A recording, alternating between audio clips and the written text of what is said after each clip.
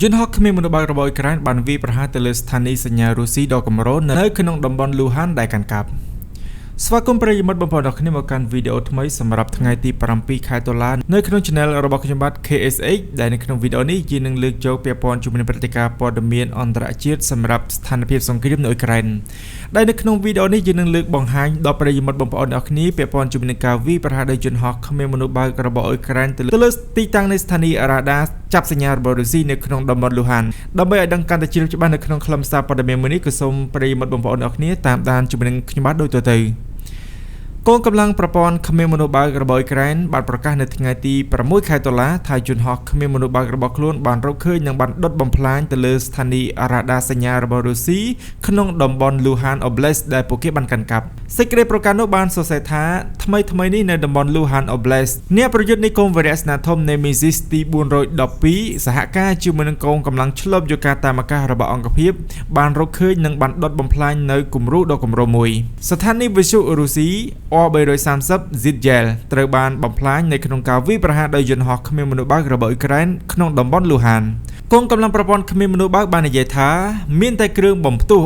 330 ZH ចំនួន23គ្រឿងតែប៉ុណ្ណោះដែលត្រូវបានបញ្ជាក់ថាត្រូវបានបំផ្លាញនៅពេលនេះយ៉ាងណាមិញ Zitgel គឺជាប្រព័ន្ធស្មុគស្មាញនិងពហុមុងារយោងទៅតាមលក្ខណៈបច្ចេកទេសវាអាចកកស្ទះនៅទំនាក់ទំនងវិទ្យុនៅក្នុងដីរហូតដល់25គីឡូម៉ែត្រនិងទំនាក់ទំនងនៅលើយន្តហោះបានរយៈចម្ងាយរហូតដល់50គីឡូម៉ែត្រស្ថានីយ៍ចាប់សញ្ញានេះមានសមត្ថភាពក្នុងការកំណត់ទីតាំងប្រភពនៃការបំភាយវិទ្យុក៏ដូចជាការកំណត់កូ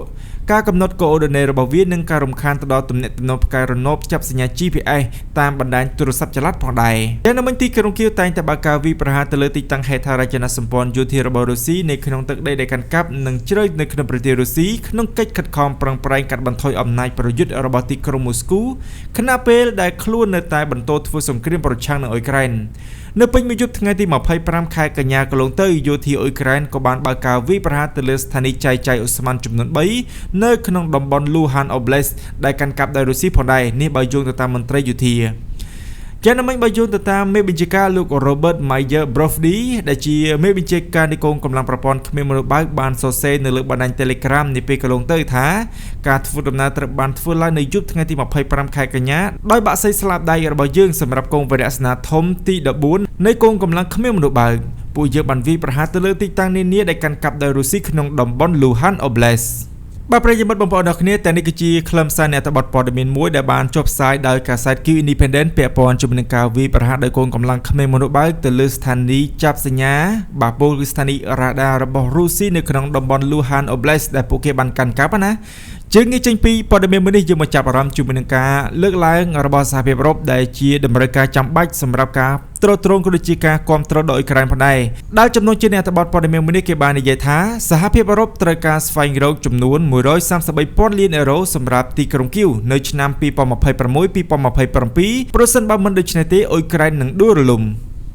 បាទប្រិយមិត្តបងប្អូនទាំងគ្នាដែលនេះយោងទៅតាមរបាយការណ៍របស់ Ukrainska Pravda ដែលបានសរសេរពាក់ព័ន្ធជាមួយនឹងតម្រូវការចាំបាច់របស់សហភាពអឺរ៉ុបក្នុងការបំពេញនៅតម្រូវការបន្ថែមរបស់អ៊ុយក្រែនណាសម្រាប់ទ្រទ្រង់ទៅដល់វិស័យសង្គ្រាមនៅឆ្នាំ2026-2027ខាងមុខនេះថាវិការប្រហែល 133,000 លានអឺរ៉ូគឺត្រូវការដើម្បីបំពេញទៅដល់តម្រូវការថាវិការនិងជំនួយយោធាដល់អ៊ុយក្រែនក្នុងឆ្នាំ2026និងឆ្នាំ2027ដើម្បីការពារនូវកិច្ចខិតខំប្រឹងប្រែងរបស់អ៊ុយក្រែនក្នុងសង្គ្រាមជាមួយរុស្ស៊ីពីការដួលរលំសហភាពអឺរ៉ុបកំពុងស្វែងរកជំរើសដើម្បីផ្ដល់មូលនិធិទាំងនេះដល់ទីក្រុងគៀវជាពិសេសតាមរយៈប្រាក់កម្ចីដែលផ្ទាល់ទៅលើទ្រព្យសម្បត្តិរបស់រុស្ស៊ីដែលបានបង្កដើម្បីការពារនូវជំហររបស់អ៊ុយក្រែនក្នុងសង្គ្រាមជាមួយរុស្ស៊ីកុំឲ្យកាន់តែអាក្រក់ទៅសហភាពអឺរ៉ុបកំពុងស្វែងរកមធ្យោបាយសម្រាប់ការផ្ដល់ជំនួយផ្នែកហិរញ្ញវត្ថុនិងយោធាដល់អ៊ុយក្រែនប្រហែល 133,000 លានអឺរ៉ូនៅឆ្នាំ2026ខាងមុខប្រពន្ធបានប្រាប់មកកាន់ Euro Pravda ថាជំនួយយោធាសម្រាប់អ៊ុយក្រែនអាចមានចំនួនប្រហែល $60,000 លាននៅក្នុងមួយឆ្នាំក្នុងអំឡុងពេលសង្គ្រាមនិងប្រហែល $25,000 លាននៅក្នុងពេលមានសន្តិភាពអាស្រ័យលើរបៀបដែលឯកភាពកើតឡើងការចំណាយទាំងនេះអាចលើសពី $80,000 លាននៅក្នុងរយៈពេល2ឆ្នាំជំនួយខាងក្រៅសរុបដែលអ៊ុយក្រែនអាចទាមទារដូច្នេះអាចឈានទៅដល់ $133,000 លាននៅឆ្នាំ2026-2027 ប្រពន្ធបានសង្កត់ធ្ងន់ថាប្រសិនបើការគាំទ្រនេះមិនអាចត្រូវបានផ្ដល់ឲ្យនោះទេវាទំនងជាទៅរកការដួលរលំរបស់អ៊ុយក្រែនហើយវានឹងបណ្ដាលឲ្យមានការគំរាមកំហែងផ្នែកសន្តិសុខយ៉ាងសំខាន់ដល់អឺរ៉ុបទាំងមូលមន្ត្រីរបស់សហភាពអឺរ៉ុបដែលមិនបញ្ចេញឈ្មោះបានចង្អុលបង្ហាញអំពីការផ្លាស់ប្ដូរអាកប្បកិរិយារបស់អាមេរិកចំពោះជំនួយហិរញ្ញវត្ថុសម្រាប់អ៊ុយក្រែនដោយបញ្ជាក់ថាឥឡូវនេះវាមិនអាចទៅរួចនោះទេក្នុងការពឹងផ្អែកទៅលើការចូលរួមចំណែកសំខាន់ពីអាមេរិកនោះហើយជាមូលហេតុដែលយើងបានត្រឡប់ទៅបញ្ហានៃទ្រព្យសម្បត្តិរបស់រុស្ស៊ីដែលបានបង្កកហើយយើងហាក់ដូចជាបានរកឃើញអំពីវិធីដើម្បីធ្វើវា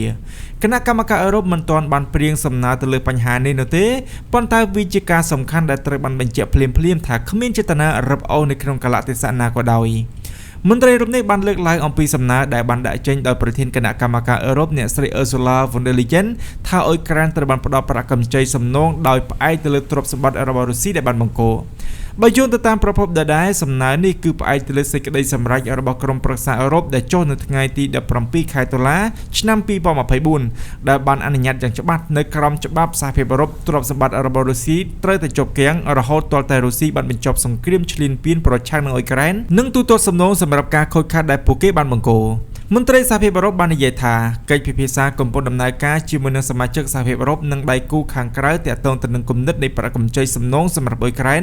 និងរបៀបដែលពួកគេអាចដំណើរការបានប្រពន្ធបានស្នើថាសំណើជាក់លាក់ណាមួយពីគណៈកម្មការអឺរ៉ុបនឹងត្រូវបានព្រៀងបន្ទាប់ពីមេដឹកនាំសហភាពអឺរ៉ុបនឹងពិភាក្សាអំពីបញ្ហានេះនៅក្នុងកិច្ចប្រជុំក្រុមប្រឹក្សាអឺរ៉ុបនៅទីក្រុងប្រ៊ុយសែលនាថ្ងៃទី23និងថ្ងៃទី24ខែតុលាឆ្នាំ